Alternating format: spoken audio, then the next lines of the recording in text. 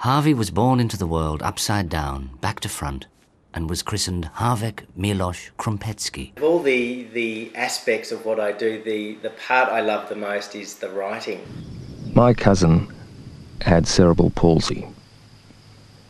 When I went around to play, he'd be waiting there by the letterbox in one of his superhero outfits his mum had made.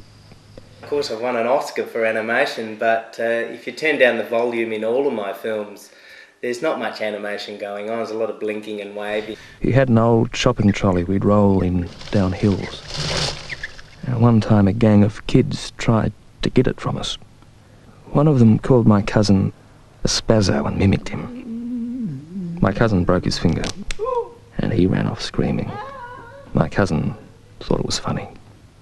The first day of film school, one of the lecturers said, you know, put your hands up if you know what the three most important ingredients of a good film are. And everyone put up their hands and said directing and cinematography and editing, casting, and he said, no, you're all wrong. It's script, script, script. I learnt quite quickly that I was never going to have the budgets for my films that I wanted. And so writing is the cheapest part of the process, but it's the most important. But the thing he liked doing more than anything else was swimming. He liked to sink to the bottom, and everyone was unsure whether he was drowning. I think things were better down there. My father was in the entertainment industry and my brother's an actor, and I sort of saw how hard it was for them, and I thought, well... Well, what do they do actually? Well, my father's a retired acrobatic clown. They were called the Flying Trapinos and toured the world, until my uncle slipped on his own sweat, and Dad became a paraplegic, then slowly an alcoholic. By the time I was 25, you know, I stumbled across the College of the Arts. I saw the animation school and I thought, well, why not? I'll give it a go. I applied. I didn't get in. They only accepted 8 students, but they had a waiting list, and luckily I was on the top of the waiting list. The film school rang to say, Adam, this is your lucky day. One of the 8 students has decided to drop out and you're at the top of the waiting list. We think you have potential. Do you still want to become an animator? And I said, wow, that's great, but look, I've just enrolled in this picture frame making course. I'm not sure if I'll get my deposit back, and they quickly twisted my arm, and so I did. I went to film school. My uncle spent most of his retirement in his shed and backyard. He had a lemon tree he said was the best in the street because he'd wee on it every full moon. When it was grown, he put fairy lights in its branches.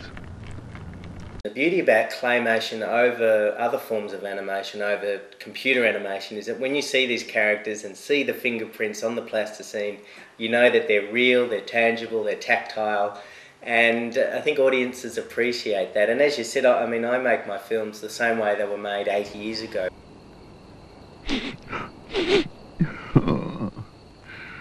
You know, life can only be understood backwards.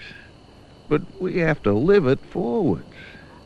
You know, I get to play God with these characters. I don't have to work with real actors. You know, mine don't talk back to me. If they give a bad performance, I roll them up in the ball and throw them away. Nah, seriously, is that really the appeal? Well, look, I love to... I think if I was in front of a computer doing computer animation, I'd get very frustrated very quickly. I'm a bit of a Luddite. I'm not too good with digital technology. And there's something magical about model animation over computer animation, that it does have a link to the past. That everybody, when they were kids, used to have miniature Star Wars figurines or Barbie dolls or whatever. So there's something about it as an art form which brings us all back to our childhood.